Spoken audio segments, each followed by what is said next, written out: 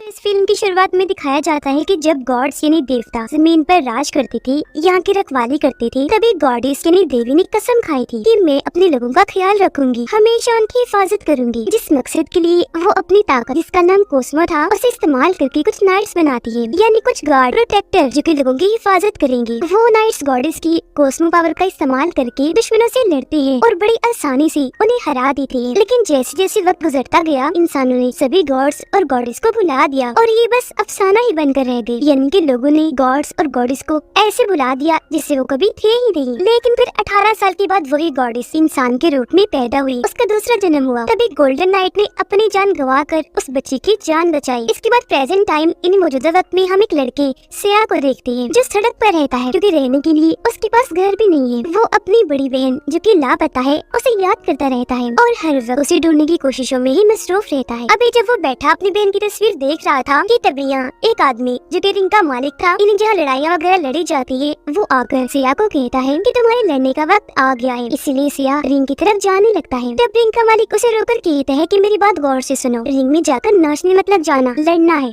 और खूब लड़ना है। मुझे कोई शिकायत नहीं मिलनी चाहिए, क्योंकि जो तुम्हारे मुकाबले में लड़ने आ रहा है वो बहुत बहादुर है, ताकतवर है और इस लड़ाई की कोई असूल नहीं है। ये तब तक चलती रहती है जब तक कि आखिर में कोई हार नहीं मान लेता। लड़ाई में आखिर में जो कोई भी हारेगा उसका लड़ना हमेशा के लिए इस रिंग से बंद हो जाएगा। अब सिया और वो ताकतवर आदमी लड़ने के लिए एक दूसरे के आमने सामने आ जाते हैं, लेकिन वो दूसरा तो लड़ने के लिए इतना पुरजोश था कि वो हाथ से धकेल कर रेफरी को ही गिरा देता है, जिसके बाद ये दोनों लड़ने लगे। यहाँ सिया ठीक से लड़ ही नहीं रहा था, वो तो उसके मुक्कों और किक्स जब वो टांगों से मार रहा था उसे बस रोकने में लगा था। जैसे कि दूसरा आदमी ऊपर चढ़ के जैसे उसे मारने लगा, सिया पीछे हट गया। फिर जब सिया नीचे गिरा तो वो दूसरा इंसान बार बार उस पर किक्स कर रहा था, जिससे आसानी सिया बच रहा था। ये देखकर रिंग के मालिक को सिया पर बहुत गुस्सा आया, इसीलिए वो खुद रिंग में आकर घूमता है और काफी ऊपर जाकर दूसरे इंसान को एक जोरदार किक मारता है, जिससे वो दूर जाके गिरता है। और अब बारी थी सिया की। उसे देखकर सिया पीछे हटने लगता है। तब रिंग का मालिक उसे पकड़कर गर्दन पर कई बार मुक्के मारता है, फिर उठकर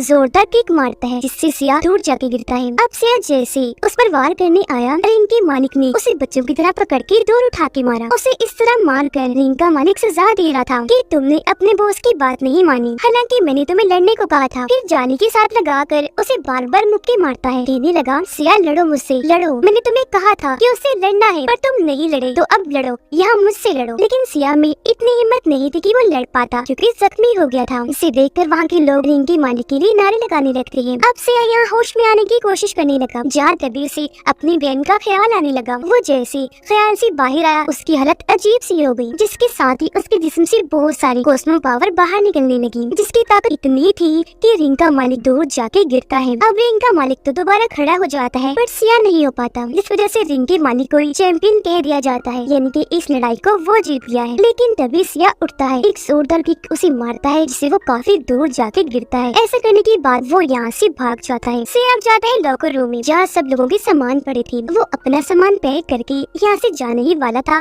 कि तभी एक आदमी उसके पास आकर कहने लगा कि कोई आदमी है जो तुमसे मिलना चाहता है और वो तुम्हारे माजी के बारे में सब कुछ जानता है, तुम्हारी बहन के बारे में भी कि वो गुम हो गई है, उसे ढूंढने में वो तुम्हारी मदद कर सकता है। उधर रिंग का मालिक किसी को कॉल करके बताता है कि यहाँ आज मुझे एक लड़का मिला है जिसके पास कॉस्मो पावर है। अब सिया को एक अंधेरी वाली जगह पर ले जाया गया, जहाँ उसे मिलने एक बिजनेसमैन आता है जो वॉरियर यानी योद्धा भी था। वो सिया को एक काफी पुरानी जंग का किस्सा सुनाता है और बताने लगा कि मेरी वाइफ जिसका नाम वेंडर है वो बहुत ताकतवर है और उसके पास बहुत सारे वॉरियर्स भी है, जिनके अंदर भी बहुत सारी ताकतें हैं। वो अब गलत रास्ते पर निकल चुकी है अपने मकसद के लिए, जिस वजह से मैंने उसका साथ छोड़ दिया और अब वो अपने साथियों के साथ मुझसे लड़ने यहाँ आती होगी। और अब तुम्हें ये फैसला करना है कि तुम्हें सही का साथ देना है या गलत का। जो सुनकर जाहिर है सिया उसका हिस्सा देने के लिए तैयार हो जाता है, पर तभी यहाँ उसकी वाइफ वेंडर के सिपाही तबाही मचाते हुए आ जाते हैं। वो इतने ताकतवर थे कि सच में उन्हें रोकना बहुत मुश्किल था। आते ही वो इनके सिपाहियों को उठा कर मार गिराते हैं। हालांकि ये लोग भी उनका सामना करते हैं, उन्हें रोकने की कोशिश की जाती है, पर वो बहुत ताकतवर थी। सब सिपाहियों को डील करने के बाद अब वो सिया और उस वॉरियर वेंडर के हस्बैंड के पीछे पड़ जाते हैं। तो वो दोनों जल्दी से अपनी जान बचाने के लिए वहाँ से भाग गई। वेंडर की सिपाही उनका पीछे कर रही थी, लेकिन तभी सामने से एक आदमी जो पायलट था वो आकर इनकी जान बचाता है। जो सिपाही इनके पीछे पड़े थे वो उनको शूट करके इन्हें गाड़ी में बिठा लेता है और ये लोग यहाँ से निकलने लगते हैं। अब इन्हें लग रहा था कि हम बच गए, लेकिन दुश्मन अभी भी इनके पीछे पड़े हुए थे। इन पर पर लगातार बॉम्ब गोलीबारी की जा रही थी, लेकिन जब इनसे कुछ नहीं होता तो इन लोगों पर मिसाइल्स का हमला किया जाता है इनको रोकने के लिए, ताकि सिया को पकड़ा जा सके, क्योंकि इन दुश्मन लोगों का टारगेट वही था। उसे पकड़ने की वजह ये थी कि उस दिन कॉस्मो पावर को उसके अंदर से निकलते देखा गया। अब ये लोग बचते बचाते एक सुरंग में आ जाते हैं, जहाँ जाने से रोकने के लिए भी इन पर गोलीबारी की जाती है, बड़े से मिसाइल से हमला किया जाता है, लेकिन ये जैसी तैसी वहाँ से बच निकलते हैं। अब सिया को कुछ समझ नहीं आ रही थी कि यहाँ क्या हो रहा है, उसे जानना था, इसीलिए वो इस बारे में वेंडर के हस्बैंड से पूछता है। तो वो अपने पायलट साथी को कहता है कि इस लड़के को बेहोश कर दो। जैसे सिया को बेहोश किया जाता है,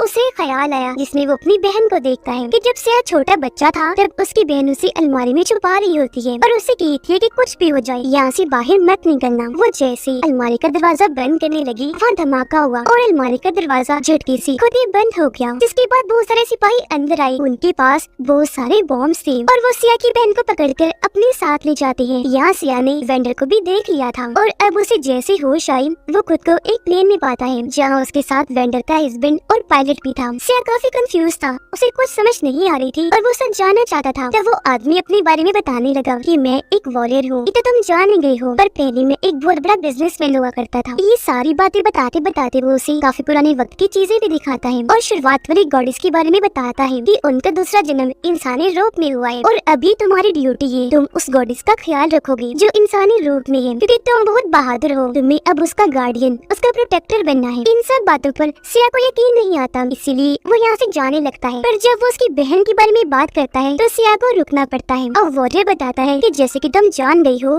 कि तुम्हारी बहन को मेरी वाइफ और उसके सिपाही अगवा कर ले गए, तो असल में वो तुम्हारे घर इसलिए पहुंची क्योंकि उसे तुम्हारे घर से कॉस्मो सिग्नल मिली थी। तब तुम्हारी बहन तुम्हें अलमारी में इसलिए छुपा रही थी ताकि तुम्हारी जान बच जाए, वेंडर के हाथ तुम न लग जाओ। इसके बाद वो सिया को एक लड़के से मिलवाता है जो उसकी अपनी बेटी थी, जिसका नाम सियाना था। अब सियाना और कोई नहीं बल्कि गॉडेस की दूसरे जन्म का इंसानी रूप है, जो सिया को एक बॉक्स देती है जिसमें एक आर्मर वाला लॉकेट था। आर्मर यानी मेटल का सूट जो ताकतवर मजबूत होता है और पूरे जिस्म को कवर करता है। ये लॉकेट सियाना ने उसे इसलिए दिया था क्योंकि इसके बगैर वो वेंडर के सिपाहियों को हरा नहीं पाएगा। अभी भी इन बातों पर यकीन करना सिया के लिए मुश्किल था, तो वॉरियर कहता है अच्छा चलो पहले खाना खा लेते हैं, जब हमारा दिमाग चलेगा तब हम आगे की डिस्कशन करेंगे। वेंडर अपने खास आदमी के साथ रिंकी मनी के पास गई और उसे काफी डांटती है कि उस दिन तुम्हारी गलती की वजह से सिया वहाँ से भाग निकला, जरा सा भी तुम दिमाग से काम लेती तो आज वो हमारे पास होता। अब सिया सियाना और उसके डैड यानी वॉरियर टेबल पर बैठकर खाना खा रही थी। यहाँ सियाना सिया से काफी मुतासिर होती है कि ये कैसे पूरा चम्मच खाने का भर भर के खाता है, बहुत अच्छे से खाता है, जरा सा भी खाना जाया नहीं करता। जिस पर सिया कहता है कि हाँ ऐसा ही है, हम सड़क पर रहने वाले लोगों को जब भी खाना मिलता है तो हम ऐसे पेट भर के खाते हैं क्योंकि हमें नहीं पता होता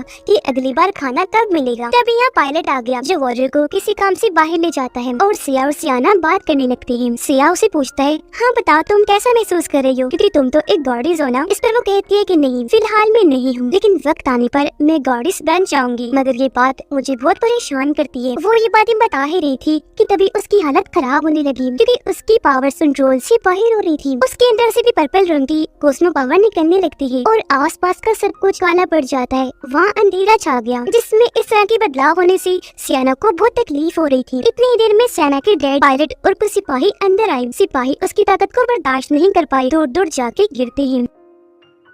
उसकी ऐसी हालत देखकर सिया उसके पास आने की कोशिश करता है, लेकिन वॉरियर उसको पार जाने से मना कर देते हैं, ये कहकर कि नहीं इसके नजदीक मत जाना वरना तुम मारे जाओगे। फिर जैसे सब नॉर्मल हुआ, सियाना नॉर्मल हुई, तो सिया पूछता है कि आखिर सियाना को हुआ क्या था। तब सियाना के डैड बताते हैं कि ये गॉडेस का दूसरा इंसानी रूप है, पर क्योंकि जिस्म इंसान का है तो गॉडेस की कॉस्मो पावर बर्दाश्त करना बहुत मुश्किल है। अब जैसे इस बिल्डिंग में लगी डिवाइस को इस कॉस्मो एनर्जी का पता चलता है, बिल्डिंग खुद को ब्लॉक कर देती है ताकि ये सिग्नल्स बाहर न जाएं और वेंडर को सियाना के बारे में पता न चल जाए। अब सियाना उसे दुखी होते हुए बताती है ऐसा समझ लो मैं यहाँ किसी कैद में हूँ, एक कैदी जैसी जिंदगी गुजार रही हूँ। उधर रिंग का मालिक वेंडर के सिपाही से लड़ता है, वो काफी बहादुरी से एक दूसरे का सामना कर रही थी। अब हालांकि वेंडर के सिपाही ने आर्मर भी पहन रखा था, लेकिन फिर भी रिंग का मालिक उसे लड़ने की कोशिश कर ही रहा था। इससे वेंडर अंदाजा लगा लेती है कि रिंग का मालिक ताकतवर तो है पर इतना नहीं कि वो सिया को हरा सके, इसीलिए वो इस पर अपनी नई टेक्नोलॉजी का आर्मर इस्तेमाल करने का फैसला करती है। उधर सिया और सियाना अकेले में बात करते हैं। हैं और वो उस दिन को याद करने लगती है जब वो छोटी बच्ची थी और कुछ लोग उसे मारने की कोशिश कर रहे थे। तब गोल्डन नाइट ने अपनी जान पर खेलकर उसकी जान बचाई। आगे सियाना बताती है कि जैसा कि मैं गॉडेस का दूसरा जन्म हूँ, तो जाहिर है वेंडर और उनके हस्बैंड की असली बेटी नहीं हूँ। उन्होंने तो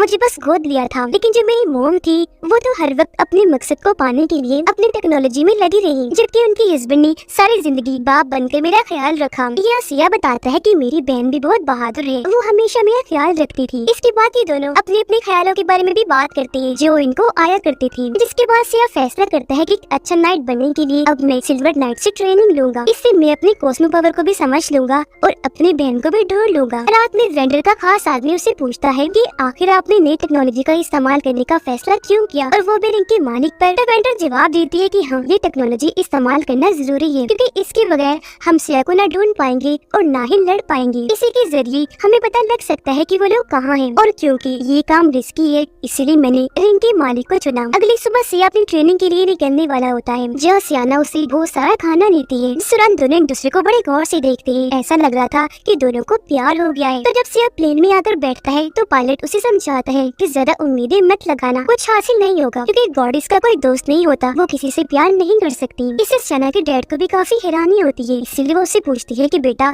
तुमने उसे खाना क्यों दिया। इस पर वो जवाब देती है कि हो सकता है ये उसका आखिरी खाना हो, क्योंकि वो सिल्वर नाइट से ट्रेनिंग लेने जा रहा है, जो इतना आसान नहीं है। ये ट्रेनिंग जानलेवा भी हो सकती है। अब जब वो दोनों अपनी मंजिल पर पहुंची तो सिया पायलट से पूछता है कि अब मुझे आगे कहाँ जाना है। इस पर इशारे से पायलट समझाता है कि तुम्हें इस चट्टान के ऊपर जाना है, जिसके बाद सिया चट्टान के ऊपर चढ़ना शुरू कर देता है। हालांकि इस बीच तूफान भी आ गया। वो जैसे तैसे ऊपर चढ़ता गया और आखिरकार ऊपर आकर उसे एक सिल्वर नाइट मिल ही जाती है। यह सिया उसे अपने बारे में बताने लगता है कि मैं भी एक नाइट ही हूँ, लेकिन अभी इतना ट्रेन नहीं बल्कि ट्रेनिंग लेने आया हूँ। सिल्वर नाइट उसे कहती है कि अगर तुम एक नाइट हो तो तुम्हें ये पता होना चाहिए कि तुम्हें सबसे पहले क्या करना है। गॉडेस की हिफाजत जो इंसानी रूप में है। इन्हें सियाना की सुनकर सिया कंफ्यूज हो गया, क्योंकि वो यहाँ ट्रेनिंग इसलिए लेने आया था ताकि बहादुर नाइट बनकर अपनी बहन को ढूंढ सके, इसलिए नहीं कि गॉडेस की हिफाजत करे। जिस पर सिल्वर नाइट उसे ट्रेन करने से मना कर देती है। सिया ये देखकर उसे कहता है अच्छा सॉरी, गलती हो गई, ठीक है मैं कोशिश करूंगा, तो आप एक मौका और दे दीजिए। इस पर सिल्वर नाइट उसके सामने छोटा सा पत्थर रख के उसे तोड़ने का कहती है। यह सिया अपना मौका बनाकर वो पत्थर तोड़ने की कोशिश करता है, पर पत्थर टूटना तो दूर की बात उसके अपने ही हाथ पर चोट लग जाती है, जो देखकर सिल्वर नाइट कहती है कि हमारे आसपास जितनी भी चीजें हैं एक ऐसी खास चीज से बनी है कि नाइट्स अगर चाहे तो एक बार में उस चीज को खत्म कर दे और उसे राख बनाकर उड़ा दे। अब वो सिया को कहती है कि अपने अंदर फोकस करो, ध्यान लगाओ और तुम्हारी जो पावर है यानी कॉस्मो पावर उसे महसूस करो। पर इस दौरान सिया को ख्याल आने लगे जिसमें उसकी बहन की यादें उसे ऐसा करने से रोक रही थी, लेकिन फिर भी वो फोकस करके ही रखता है, जो देखकर सिल्वर नाइट उसे आगे भी ट्रेनिंग देने के लिए मान जाती है। उधर वेंडर की बिल्डिंग में उसने अपनी नई टेक्नोलॉजी रिंग के मालिक पर इस्तेमाल कर ही ली थी और आज उसका रिजल्ट उनके सामने आ चुका था। उसके जिस्म को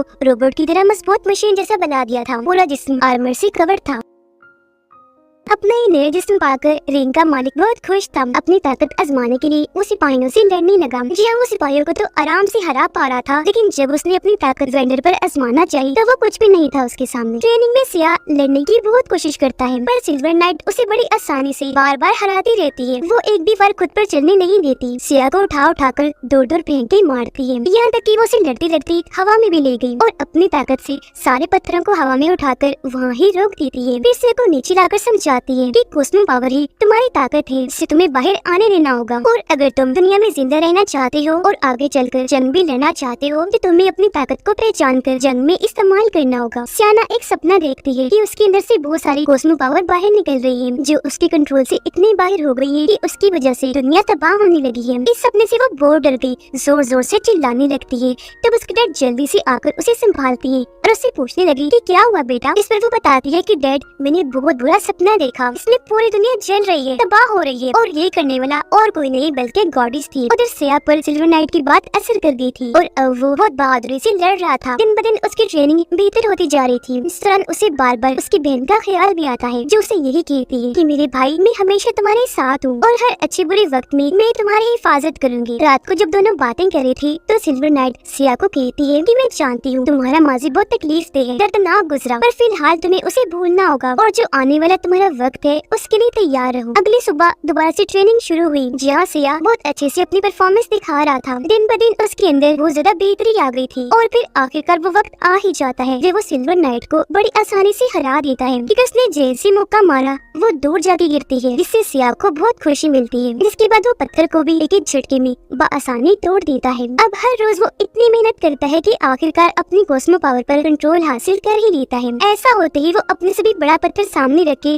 जोरदार उस पर मुक्का मारता है, जिससे वो पत्थर भी छड़ से टूटकर खाक बन के उड़ जाता है। इसी के साथ उसका लॉकेट हवा में उड़कर बड़ा होना शुरू हो गया। वो फैलते फैलते बहुत बड़े साइज का बन जाता है और अब वो एक छोटी सी लॉकेट से बहुत बड़ा आर्मर बन गया था और सिया के जिस्म पर धीरे धीरे आने लगता है। इस दौरान कॉस्मो पावर भी उसके जिस्म से निकलने लगती है और अब यहाँ आखिरकार वो बहादुर सही मानों में नाइट बन ही जाता है। तभी अचानक उसके सर में जोरदार दर्द हुआ, जिसके साथ ही उसे ख्याल आने लगा। इसमें वो देखता है कि जब वेंडर ने मेरी बहन को अगवा किया उस वक्त वहाँ वेंडर के हस्बैंड यानी सियाना के डैड भी थे, जिससे वो समझ गया कि मेरी बहन की अगवा होने में वेंडर के हस्बैंड का भी हाथ है। इस वजह से उसे बहुत गुस्सा आने लगा, इसीलिए वो उनके घर जाने लगा ताकि जवाब पा सके कि आखिर उन्होंने ऐसा क्यों किया। वो जैसे अंदर गया, पायलट और पूरी आर्मी उसे रोकने की कोशिश में लग जाती है, पर तभी यहाँ सियाना आई जो उसका हाथ पकड़ के बाहर लाती है और बाइक पर बिठाकर कहीं दूर ले जाती है और वहाँ जाकर उसे बताती है कि आखिर हुआ क्या था। वो कहती है कि डैड ने जो भी किया वो तुम्हारी बहन की भलाई के लिए किया, क्योंकि उस वक्त तुम्हारी बहन बच्ची थी और वो अपनी कॉस्मो पावर को कंट्रोल नहीं कर पाती थी। फिर वो बताती है कि जब मैं बच्ची थी तो मेरे अंदर पावर्स एकदम फट के बाहर निकली, जिससे मेरी मोम वेंडर का एक हाथ तबाह हो गया। तब मेरे डैड ने गोल्डन आर्मर की टेक्नोलॉजी को इस्तेमाल करके उनके हाथ को ठीक किया, पर उसका एक बुरा असर हुआ। मेरी मोम को तब से ही जिंदा रहने के लिए कॉस्मो पावर की जरूरत पड़ती है, इसीलिए वो ऐसे बच्चों को तलाश करती है जिनके अंदर कॉस्मो ताकत पाई जाती है। मोम ने तुम्हारी बहन को अगवा कर तो लिया, लेकिन बाद में उन्हें पता चला कि असल में कॉस्मो पावर उसमें नहीं बल्कि तुम में ही, तो तब से वो तुम्हारा पीछा भी कर रही है।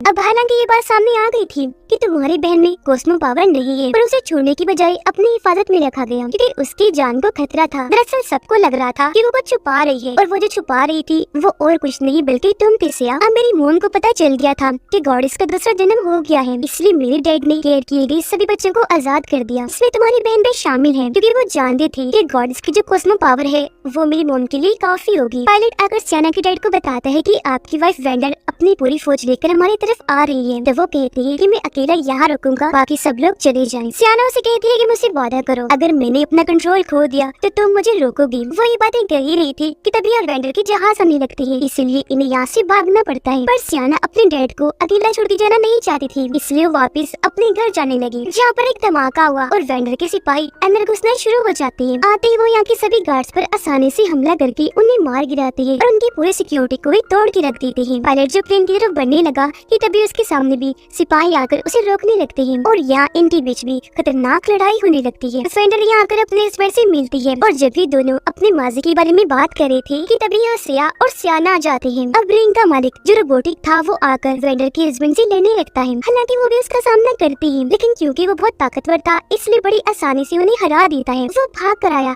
हमला करने के लिए, पकड़कर बार बार दीवार पर देकर मारता है, जिससे वो वहीं गिरकर बेहोश हो जाती है। बाहर भी सिया और वेंडर के सिपाहियों के बीच लड़ाई छिड़ जाती है, जहाँ वो इन पर भारी वार कर रहा था। हवा में उठकर वो उनको जोरदार किक्स करता है, वो वहीं ढेर हो जाती है। इतनी देर में रिंग का मालिक वहाँ आ जाता है सिया से लड़ने के लिए। इसे देखकर वो भी अपना आर्मर एक्टिवेट करने की कोशिश करता है ताकि आर्मर उसके जिस्म पर भी चढ़ जाए, लेकिन किसी वजह से फिलहाल वो एक्टिवेट नहीं हो पाता। पर फौरन आकर रिंग का मालिक उसे लड़ने लगता है। हालांकि सिर्फ बगैर आर्मर की उसे लेने की कोशिश करता है, पर ज्यादा देर तक उसके सामने टिक नहीं पाता। पायलट भी सभी सिपाहियों को हराकर अपने प्लेन में आकर बैठ जाता है और फौरन यहाँ से निकल जाता है। वेंडर के हस्बैंड अपनी वाइफ को रोकने के लिए वहाँ बहुत सारे धमाके करती है, लेकिन कोई फायदा नहीं होता। यहाँ वहाँ हर तरफ तबाही तो मची, पर वेंडर को कुछ नहीं हुआ। जाहिर सी बात है वो बहुत ताकतवर थी। सिया भी टूट जाके गिरता है क्योंकि वो रिंग के मालिक से हार चुका था। अब जहाँ वेंडर के हस्बैंड ने धमाका किया था वहाँ बॉम्ब की वजह से उनकी मौत हो जाती है, जिसके सियाना को पकड़कर वो लोग अपने साथ ले जाते हैं। वेंडर जो कि उसकी मॉम थी उसे अपनी बिल्डिंग में ले आती है, पर जब सियाना को ये पता चलता है कि मेरे डैड मारे गए तो वो बहुत दुखी होकर रोने लगती है। वेंडर उसे वहाँ एक जगह पर लिटा देती है ताकि सियाना को खत्म किया जा सके। अब वेंडर इस बात से दुखी थी कि मैं अपनी ही बेटी को मारने जा रही हूँ, पर ऐसा करना जरूरी था इंसानियत को बचाने के लिए। इसीलिए अपने खास आदमी को कहती है कि फौरन प्रोसेस शुरू करो। अब जब सिया को होश आई तो वो आसपास देखने लगता है, पर यह सियाना को ना पाकर वो काफी उदास हो गया। उसे बुरा लग रहा था कि उसकी हिफाजत मेरी जिम्मेदारी थी जो मैं पूरी नहीं कर सका। तभी उसे सिल्वर नाइट का ख्याल आया जो उसे समझाती है कि तुम्हें असल में किस किस का ख्याल रखना है। तब फोकस करने पर उसे अपना बचपन दिखा और वो फैसला करता है कि अब मैं अपनी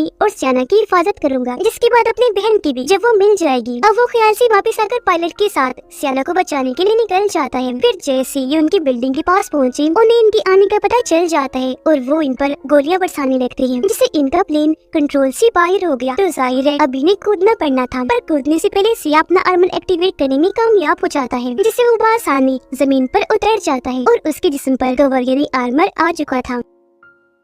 अब बहादुर नाइट बनकर वो सब करता है जो उसे करना चाहिए था। उसे देखते ही सिपाही मारने के लिए आगे बढ़े और वो बड़ी आसानी से सभी को मार गिराता है। एक ही साथ में वो 2 सिपाहियों को ढेर कर देता है, जिसके बाद उसकी लड़ाई हुई रिंग के मालिक के साथ। वो उसे इतना बुरा मारता है कि उसके जिस्म की बहुत सारी हिस्से खराब करके रख देता है। फिर उसे नीचे गिरा के मारता है, जिससे वो इस लड़ाई में हार गया। और अब जैसे सियाना को मारने का प्रोसेस शुरू हुआ, वेंडर को लगता है कि ये मैं गलत कर रही हूँ, इसीलिए वो अपने आदमी को कहती है कि जल्दी से इस प्रोसेस को बंद करे, लेकिन वो इस चीज के लिए साफ साफ मना कर देता है। तब वेंडर अपने सिपाहियों को हुक्म देती है कि इसे रोको, और उसका साथी यहाँ अपना असली रूप सामने लाता है। रूप बदलकर वो एक नाइट बन जाता है, क्योंकि उसके जिस्म पर भी आर्मर आ चुका था। वो अपने सामने आने वाले सिपाहियों को एक ही झटके में अपनी ताकत से मार गिराता है। पता चला कि वो पहले अच्छा हुआ करता था और बहुत पावरफुल भी, लेकिन बाद में शैतानों ने उसे कमजोर कर दिया। इसके बाद वो बड़ी आसानी से बाकी सोल्जर्स को भी मार गिराता है। उसे देखकर वेंडर अपनी पावर्स को एक्टिवेट करने की कोशिश करती है और उसका सामना करने के लिए आगे बढ़ती है, पर वो उसे उठाकर तोड़ फेंक के मारता है, क्योंकि उसकी ताकतों के आगे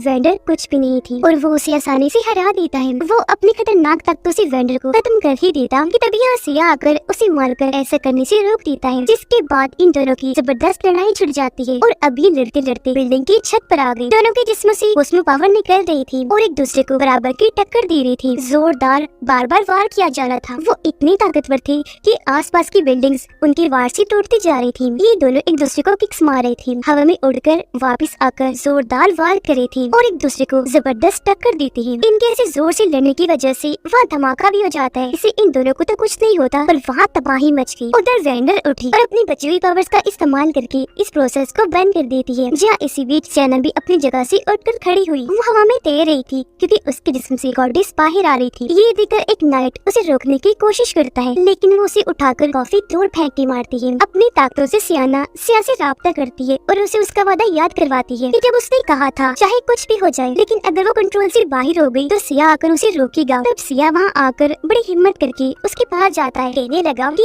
अगर हम चाहें तो अपनी किस्मत खुद बदल सकते हैं। ये सुनने के बाद सियाना जज्बाती होकर रोने लगी। किसी तरह खुद पर काबू पा लेती है और गॉडेस को बाहर आने से रोक लेती है। फिर जैसे सब नॉर्मल हुआ, आसपास का सब कुछ तबाह हो चुका था। यह सियाना को गोद में लेकर होश में आने में मदद करता है। अब सियाना होश में आने के बाद अपनी मोम वेंडर से मिलने जाती है, जहाँ वेंडर उससे माफी मांगती है कि मेरी बेटी मुझे माफ कर देना, मैंने तुम पर भरोसा नहीं किया। सियाना अपनी मोम को माफ कर देती है और अपनी ताकतों से अपनी मोम का बिल्कुल ठीक कर देती है। मतलब अब उसकी मोम हमेशा ठीक रहेंगी, यानी जिंदा रहने के लिए अब उन्हें कॉस्मो पावर वाले बच्चों की जरूरत नहीं पड़ेगी। यहाँ ये बात सामने आई कि अब सियाना अपनी पावर को कंट्रोल कर सकती है, जिससे दोनों माँ बेटी बहुत खुश हो जाती है। अब वो दोनों जब अकेले बैठे थे तो सिया को समझ आ गई थी कि गॉडेस को जगाने से बहुत सारे पुराने गॉड्स का ध्यान भी हमारी तरफ आ जाएगा, और क्योंकि वो खतरनाक हैं तो उनसे लड़ने के लिए हमें और भी नाइट्स ढूंढने होंगे और उन्हें ट्रेन करके पावरफुल बनाना होगा। पर सबसे पहले अब जो आखिरी काम रह गया था वो करना था, यानी सिया की बहन को ढूंढना, जिसके बाद वो अपना ये मिशन भी पूरा कर लेंगे और जंग के लिए बिल्कुल तैयार हो जाएंगे। और इसी के साथ ये फिल्म इधर ही खत्म हो जाती है।